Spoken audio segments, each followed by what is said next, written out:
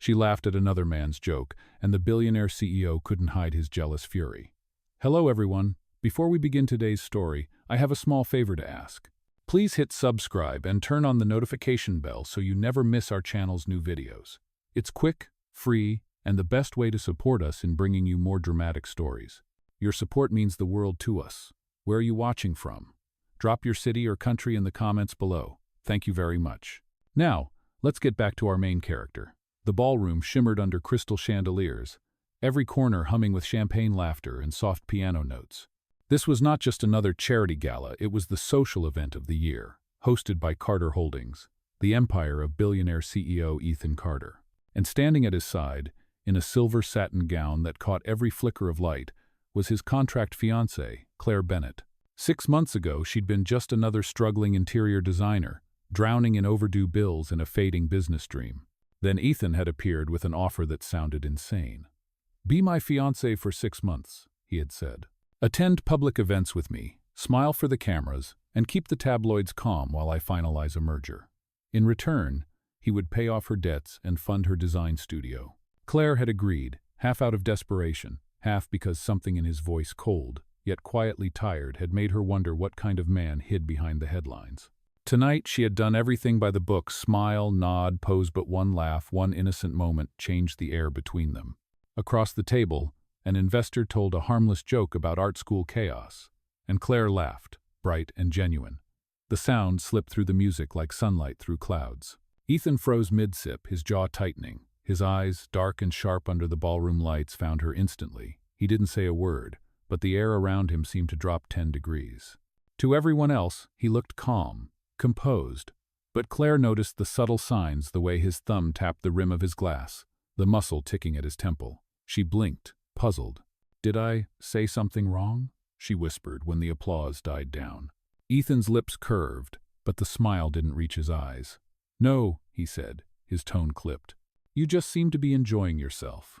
"It was just a joke," she murmured, half smiling, half defensive. "You hired me to make you look good, remember? Laughing is part of the job." His gaze flickered toward the man who'd made her laugh, then back to her. "Apparently you're doing an excellent job." His voice was smooth, too smooth, and Claire felt a strange flutter in her chest that wasn't fear, but something heavier. A few photographers called their names.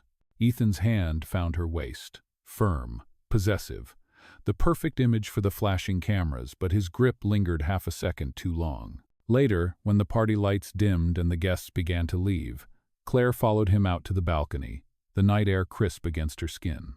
"You were quiet tonight," she said carefully. "I didn't realize smiling was a crime." Ethan turned toward the skyline, his profile carved against the city glow. "It's not," he said, voice low, "but maybe some smiles shouldn't be shared so easily." She blinked, startled. "Are you jealous?" He let out a short laugh, dry and humorless. "Jealous? Of a man who thinks art school chaos is a joke? Don't flatter yourself? Then why are you angry?" she pressed. His silence said everything. For a man who claimed their relationship was fake, Ethan looked anything but indifferent. The wind swept her hair across her face as he finally met her eyes. "Because," he said quietly, almost to himself, "you weren't supposed to matter this much." And with that, he turned away, leaving her heart pounding in a way she hadn't felt in years, wondering when pretending had started to feel this real. The night after the gala felt heavier than it should have. Claire sat by the large window of her apartment, the one Ethan had insisted she use during their engagement. The city lights below blinked like restless thoughts, but none of them could quiet the replaying scene in her mind, the sharpness in his tone, the flicker of jealousy that had flashed through his eyes. She had known from the start that the relationship was pretend, that every smile was part of a performance, yet his reaction tonight had cracked that illusion. What was worse, it had made her heart race for reasons she could not explain. Her phone buzzed on the counter. It was a message from Ethan's assistant. "Meeting at the office tomorrow morning. Mr. Carter expects you at 9 sharp. No greeting, no explanation, just orders." Claire stared at it, exhaling slowly. So this was how he wanted to play it, turning emotions into business again. The next morning, Carter Holdings gleamed like a fortress of glass and ambition. As Claire stepped out of the elevator onto the executive floor, heads turned. She could feel the whispers, the way assistants glanced at her ring, the one symbolizing a contract no one knew was fake. When the double doors to Ethan's office swung open, he was already there, standing by the floor-to-ceiling windows, looking out at Manhattan. "You wanted to see me?" she asked, trying to keep her tone neutral. "Yes," he said, still not facing her. "I have a few updates." She folded her arms. "About the merger or about last night?" That made him turn. His eyes were tired but still sharp, like the edge of glass. "About keeping our arrangement professional," he said evenly. "You were excellent at the gala, but maybe tone down the laughter next time. We do not want to invite misinterpretations." Claire blinked, then laughed softly, a sound that only made his jaw tighten. "You are unbelievable," she said. "You get jealous in public, then hide behind the word professional. Which is it, Ethan? Am I your contract fiancé or your emotional liability?" He flinched at that, but quickly masked it with a controlled breath. "Do not twist this into something it is not. You knew the rules when you signed." "Yes," she said quietly. "I knew the rules. I just did not know feelings could break them." The silence that followed was thick, stretching between them like invisible glass. Finally, he said, "This conversation is over." She picked up her purse, forcing a brittle smile. It always is, isn't it? When the door closed behind her, Ethan leaned back against his desk, his chest rising and falling faster than he liked. He hated losing control, hated that she had seen through the mask. For years, his emotions had been measured: efficient board meetings, contracts, mergers. Feelings only complicated things. Yet last night, when she laughed at another man's joke, something had snapped inside him. It was not pride. It was fear. Fear of being replaceable, of realizing that somewhere along the line, the act had become the truth. That evening, rain streaked across the penthouse windows. Ethan poured himself a drink but barely touched it. Every time he closed his eyes, he saw her walking away, that hurt in her expression he had caused. He turned on the television to drown the silence, but her voice from earlier replayed instead. "I just did not know feelings could break them." He set the glass down and opened his laptop, staring at the merger report that suddenly meant nothing. Across town, Claire was sketching late at her desk, her pencil trembling slightly.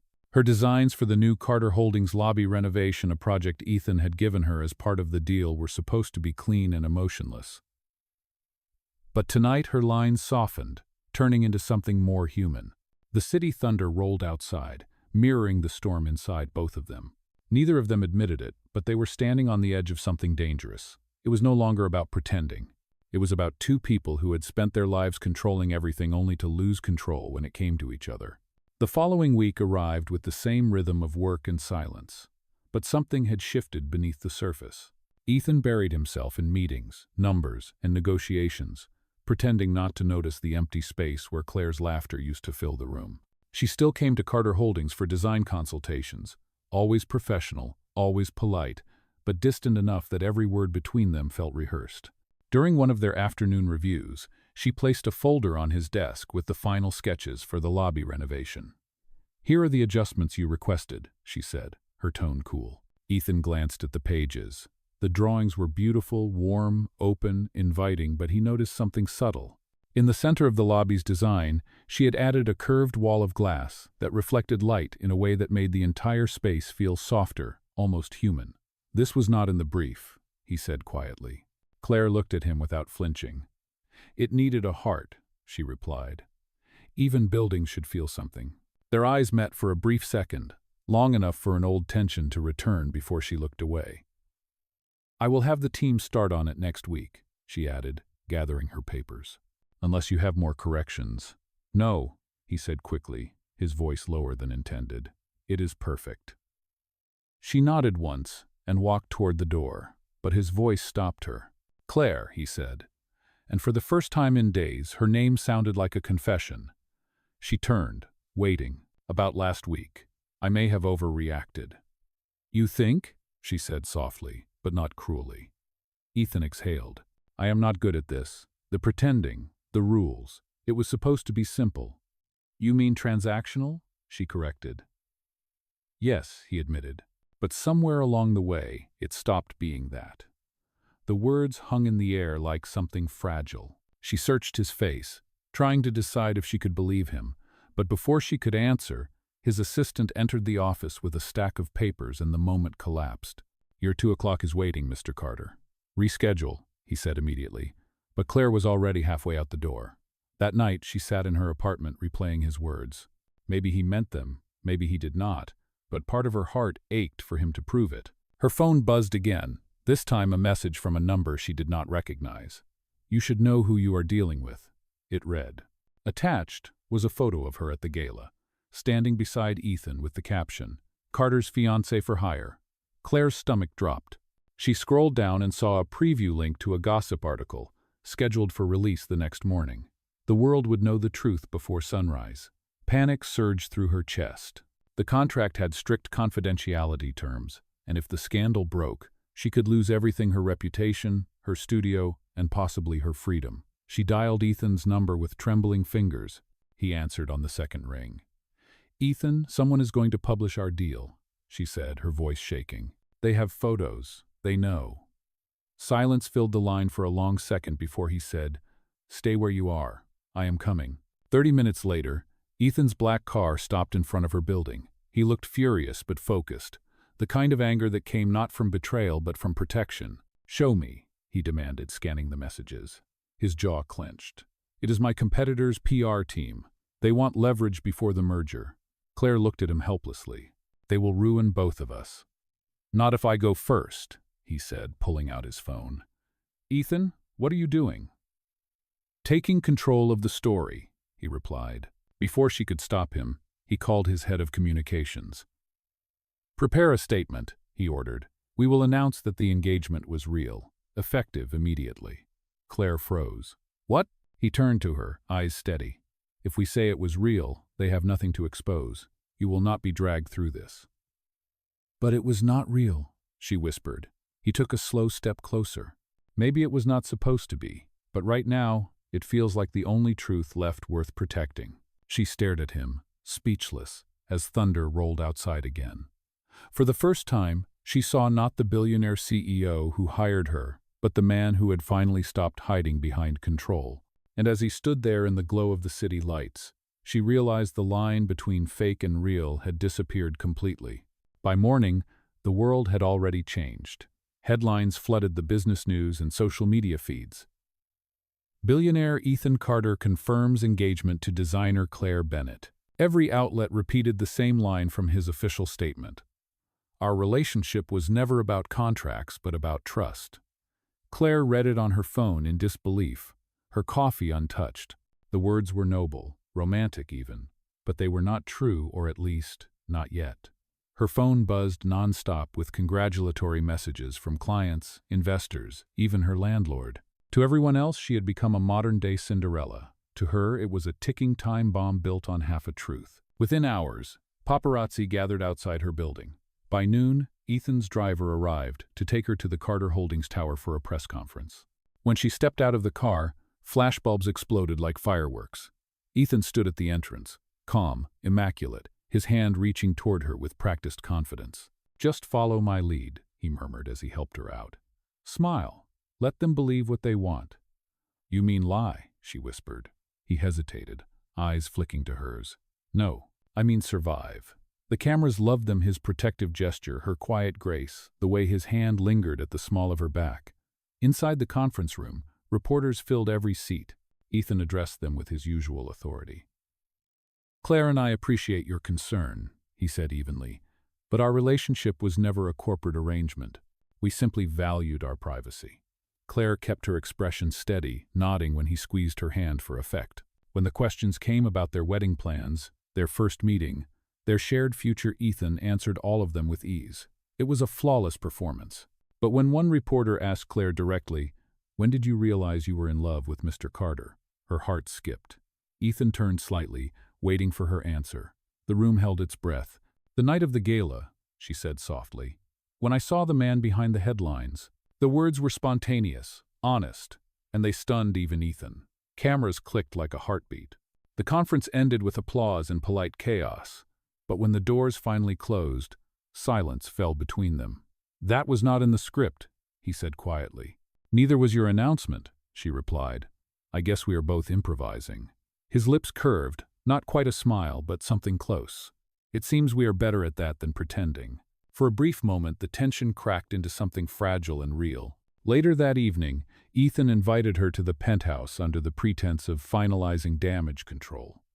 She almost refused, but curiosity won. When she arrived, the city lights poured through the floor-to-ceiling windows, reflecting off a single dinner setup by the balcony. "You did not have to do this," she said softly. "It is not for show," he answered, loosening his tie. "There are no cameras here." For the first time, the air between them felt unguarded. They ate quietly, the sound of rain tapping against the glass filling the pauses between words. "I meant what I said," Ethan finally murmured, "about trust, about this being real." Claire looked at him across the table, her voice barely a whisper.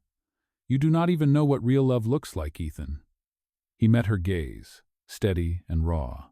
"Then show me." The honesty in his voice caught her off guard.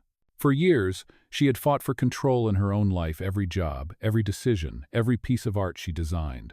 But now, with him, she felt something deeper than control. She felt seen. When the thunder rolled again, she stood to leave. "This is not something I can decide tonight," she said. "I know," he replied, "but stay long enough to remember what it feels like to stop pretending." She hesitated by the door, heart pounding, then turned back just once. "You already made the world believe in us, Ethan. Now you need to make me believe it too." He watched her leave, her words echoing in the quiet penthouse. For the first time in years, the man who could buy anything realized there was only one thing he truly wanted, and it could not be written in a contract. The days that followed blurred between publicity meetings and whispered headlines. The world seemed to adore them, calling them the perfect couple built on trust. But inside that perfection, something fragile was breaking. Claire had barely slept since the press conference. Every time she closed her eyes, she saw the look on Ethan's face when she told the world that their love was real.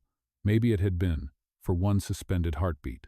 But in the cold light of morning, she reminded herself of the truth. Everything between them had started as a deal. She went back to her studio, throwing herself into work. Sketches scattered across her desk, charcoal dust covering her fingers. Yet every design she drew seemed to circle back to the same shapes, sharp edges softening into light, walls bending instead of breaking. It was as if her art refused to forget him. Meanwhile, Ethan was fighting a different kind of storm. His board was restless, questioning his decision to make a private arrangement public. One executive even suggested that his emotional choices were clouding his leadership. Ethan listened in silence, then dismissed them with a quiet authority that left no room for argument. But when he returned to his office, the strength drained from him. He stared out at the skyline, the glass reflecting his own hollow expression. The empire he had built suddenly felt meaningless compared to the absence he could not ignore. That evening, he sent Claire a simple message: "Meet me tomorrow, noon. The gallery." It was the same small art space downtown, where she had once dreamed of hosting her first solo exhibit. She hesitated before replying, but curiosity and something deeper made her type back, "I will come." The next day, the gallery was empty, except for Ethan standing near the center, hands in his pockets. "You bought this place?" she asked quietly. "No," he said. "I rented it, for today." Her eyes scanned the walls. Framed along them were her own designs, photographs of the lobby plans, sketches of her earliest works, even the old pencil drawings she had thrown away months ago. "You kept these?" she asked, stunned. "I told you," he said softly. "Buildings should feel something. So should people. I wanted you to see what you created." She turned slowly, her voice barely steady. "Why are you doing this, Ethan?" "Because I do not want a world that only believes in us through headlines," he said. "I want something that is real, even if it scares me." He stepped closer, his voice lowering. "The night I made that announcement, I thought I was protecting you, but maybe I was protecting myself from admitting that I already fell for you." Her breath caught. For once, the man who had built his life on power and control looked completely vulnerable. "You do not have to say anything now," he continued. "But I need you to know this is not a performance. This is me trying to be honest for the first time in years." Claire looked around the gallery once more, the walls echoing with memories of every moment they had shared, real or pretend. "You do not understand," she said finally. "Honesty does not erase what the world believes. You turned my life into a headline. Then let me change the story," he said quickly. "Help me write the ending the way it should have been." She shook her head, emotion thick in her voice. Ethan, I do not need an ending. I just need space to breathe. He stood still, the weight of her words hitting like a silent blow. She walked past him toward the door, but paused before leaving. You said buildings should feel something, she whispered. Well, people do too. And right now, I am not sure if what I feel is love or just the memory of pretending. When the door closed behind her, Ethan stayed there, staring at her sketches that surrounded him. For the first time, the man who had always controlled every outcome realized he could not negotiate his way into forgiveness. All he could do was wait and hope that someday, the woman who had taught him to feel would walk back into his life, not because of a contract, but because she wanted to. Weeks passed, and the world moved on to newer stories, newer scandals. But Ethan and Claire remained suspended in silence. The media called their engagement the most elegant illusion of the year, and both of them quietly disappeared from the spotlight. Claire focused on rebuilding her studio, pouring herself into her art as if every line and brushstroke could erase the ache inside her chest.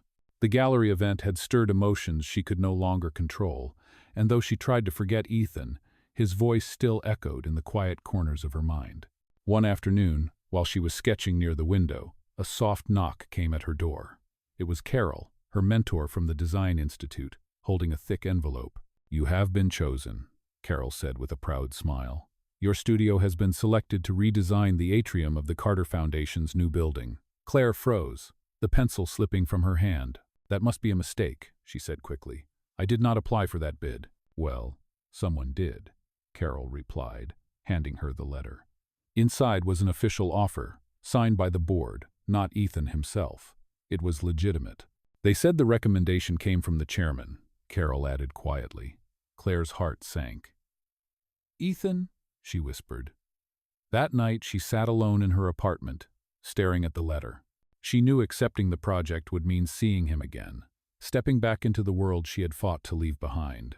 But deep down, she also knew turning it down would mean walking away from everything she had worked for. The next morning, she arrived at the construction site of the Carter Foundation building. The structure was magnificent, even unfinished, a mix of steel and sunlight.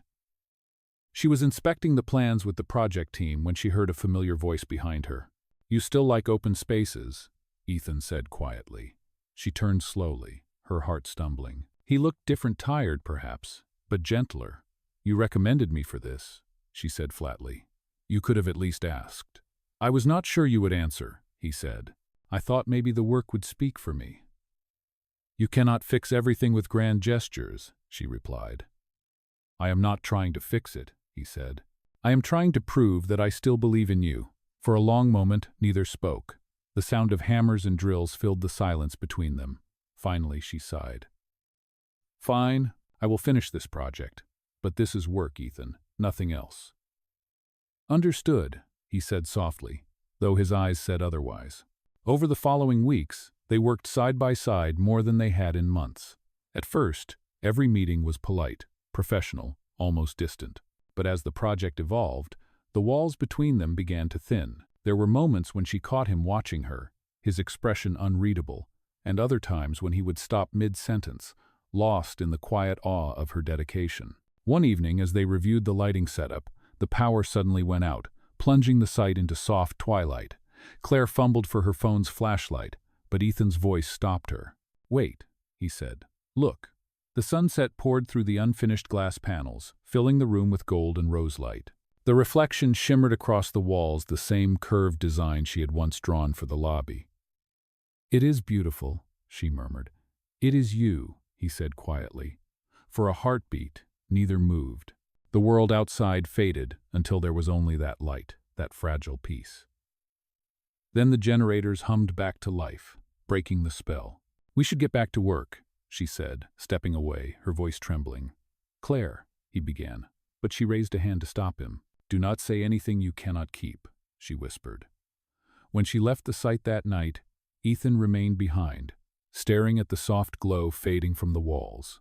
For the first time, he realized the truth. He could rebuild every empire he had ever lost. But none of it would matter if she was not standing beside him when the lights came back on. 2 weeks later, the Carter Foundation building was nearly complete. Every day, Claire arrived before sunrise and left long after the last light faded, determined to finish the project flawlessly and keep her heart out of it. Yet the more time she spent around Ethan, the harder that became. He no longer hid behind the mask of the untouchable billionaire. He was attentive, thoughtful, almost gentle. He brought her coffee when she worked late, stood beside her during presentations, and listened when she spoke about her designs. Sometimes, when their hands brushed while reviewing blueprints, the air between them stilled, heavy with words neither dared to say. The project had become more than architecture. It was a bridge quietly rebuilding itself, brick by fragile brick. But peace never lasts long in a story built on power. One Friday morning, as Claire was finalizing the final interior report, she received an anonymous email. The subject line read, "Truth always comes out." Attached was a confidential file, photographs, contracts, and the original agreement between her and Ethan. Someone had leaked the fake engagement documents. A note at the bottom said, "Your fairy tale is over." Her stomach twisted. She called Ethan immediately, her voice shaking. "The contract has been leaked," she said. "Someone sent it to me. If the press gets this, we are both finished." Ethan's tone hardened. "Where are you now?" "At the site," she replied. "Do not leave." "I am coming," he said. Within half an hour, his car pulled up, and he stormed into the building, his expression grim. He grabbed the printed copies she had made and scanned them quickly. "This came from inside," he muttered. "Only my legal team and one executive had access to these files." "You think someone in your company did this?" she asked. "No," he said coldly. "I know who did."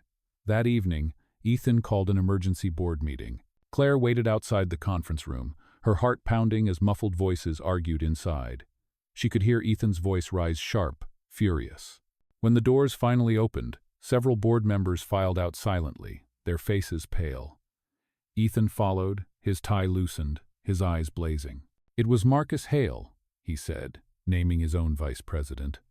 "He wanted to sabotage the foundation project and the merger by exposing us." "What will happen now?"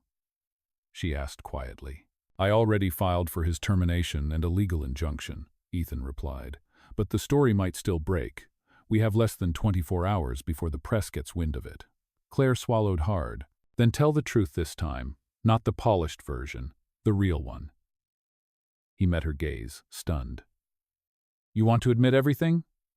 "Yes," she said firmly. "The lie was supposed to protect us, but it only built more walls. People can forgive mistakes, Ethan, but they will never forgive manipulation."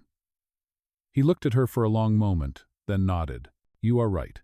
The next morning, the Carter Holdings media team released an official statement signed by Ethan himself. It read, "Our engagement began as an arrangement to protect business interests, but somewhere along the line it became something real. I owe the public honesty, and I owe Claire Bennett an apology." The statement spread across every platform within hours. While half the world criticized him for deceit, the other half admired his candor. Claire read it in silence, her eyes stinging. Later that evening, Ethan arrived at her studio, rain soaking his coat. "I told them everything," he said quietly. "You did not have to take the fall for me," she whispered. "I did not," he said. "I did it for us." "There is no us," she said, voice trembling. "Not anymore." He stepped closer. "Then tell me how to make it right." She hesitated, tears welling in her eyes. "You cannot undo the past, Ethan. You can only start again." For the first time, he smiled a small, tired, genuine smile. "Then let me start by earning your trust again," he said softly.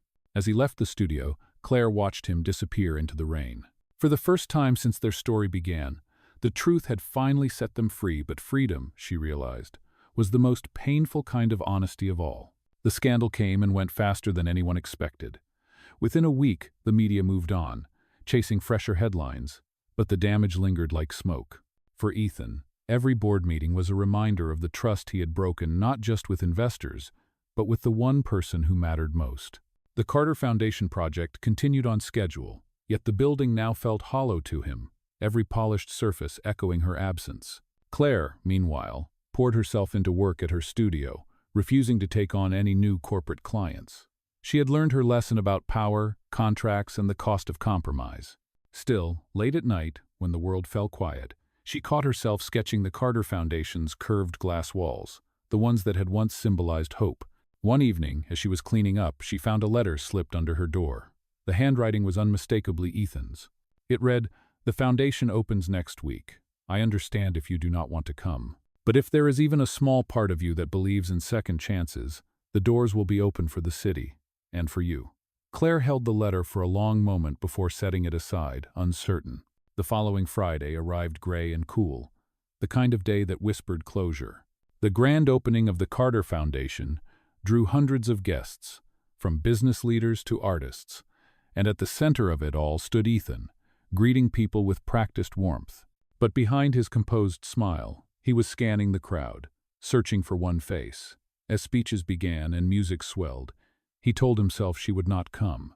Then, just as he stepped up to the microphone, he saw her, standing quietly near the back, hair pinned up, eyes calm but unreadable. For a moment, the world fell away. His voice steadied as he began. This building was designed to be more than glass and steel. It was meant to represent connection, transparency, and courage. The courage to face our mistakes and still build something meaningful. His gaze met hers across the crowd. This project would not exist without one person, someone who taught me that honesty is not weakness, it is strength. The audience turned toward Claire, murmurs spreading. She froze, her breath catching, but Ethan continued. So today, I want to dedicate this space not just to the community, but to her, to the woman who helped me find the courage to tell the truth. Applause filled the hall, but Claire stood still, overwhelmed. After the ceremony ended, she tried to slip away quietly, but Ethan was waiting by the glass corridor. "You came," he said softly. "I did not plan to," she replied, clutching her bag. "But I wanted to see what you built." "You helped me build it," he said. "It is as much yours as mine." "No," she whispered. "You rebuilt yourself. I just drew the lines." Ethan smiled faintly. "Then maybe you should see what those lines became." He led her down a hallway to a new exhibit space she had not seen before. On the far wall hung a single-framed blueprint, the original sketch she had made months ago, the one that curved into light. Below it was a brass plaque engraved with the words, "The Art of Trust," inspired by Claire Bennett. She turned to him, her eyes glistening. "Why would you do this?" "Because it is the truth," he said. "And because I wanted you to know that not every promise we made was a lie." For a long time they stood there in silence, the soft hum of the lights surrounding them. Then she spoke, barely above a whisper. "I do not know if I can trust you again." "Then let me earn it," he said simply. "No contracts, no headlines, just time." She nodded slowly, unsure, yet her heart no longer felt as heavy as before. As she walked away, Ethan did not stop her this time. He just watched, knowing that sometimes love was not about holding on but about waiting, believing that one day the right person would find their way back when the walls of pride finally fell. A year passed. The Carter Foundation had become one of the most respected institutions in the city, known not just for its architecture, but for the message it carried: integrity, transparency, and second chances. The story of Ethan Carter's public redemption became a quiet legend in the business world. Investors who once doubted him now admired his humility, and employees often said he had changed. The truth was, he had, though not because of success or strategy, but because of one woman who taught him that love without honesty was only another form of failure. Claire had built a name for herself as well. Her studio flourished, winning several design awards, and her projects often carried the same curved lines and soft light that had defined the Carter Foundation. She never worked directly with Ethan again, but she could not deny that his influence lingered in every blueprint she touched. They crossed paths only occasionally: charity events, art galas, moments where polite smiles replaced the words they once feared to say. Still, every time their eyes met, there was something there, something unfinished yet peaceful, like a song that no longer hurt to hear.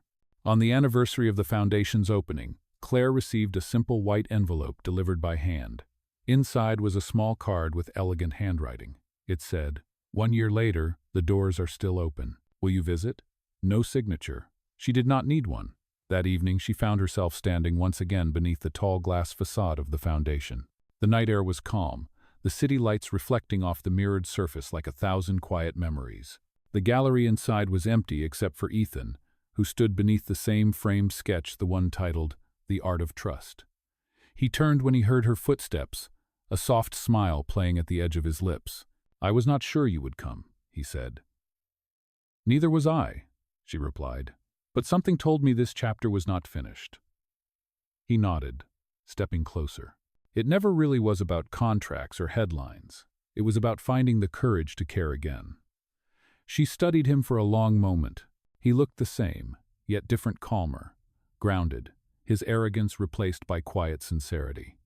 "You have changed," she said softly. "So have you," he replied. "Maybe that is what time is for, to turn mistakes into lessons." They stood in silence, surrounded by the warm glow of the lights reflecting off the curved glass. Finally, Ethan reached into his pocket and held out something small, a ring. Not the flashy diamond one from their fake engagement, but a simple gold band with a subtle engraving inside. "This is not a proposal," he said quickly.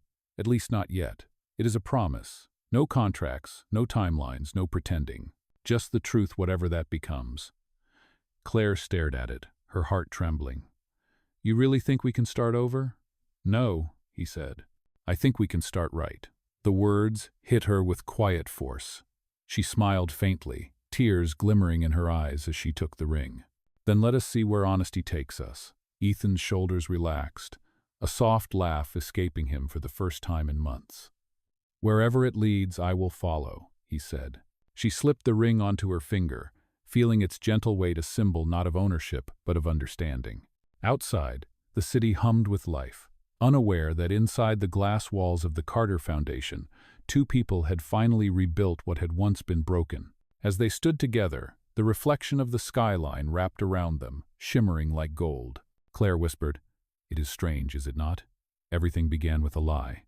Ethan nodded, his voice calm, and ended with the truth. Their hands found each other, steady and sure, as the lights dimmed and the night carried them forward, no longer CEO and designer, no longer bound by contracts or guilt, but two imperfect souls choosing, at last, to build something real together.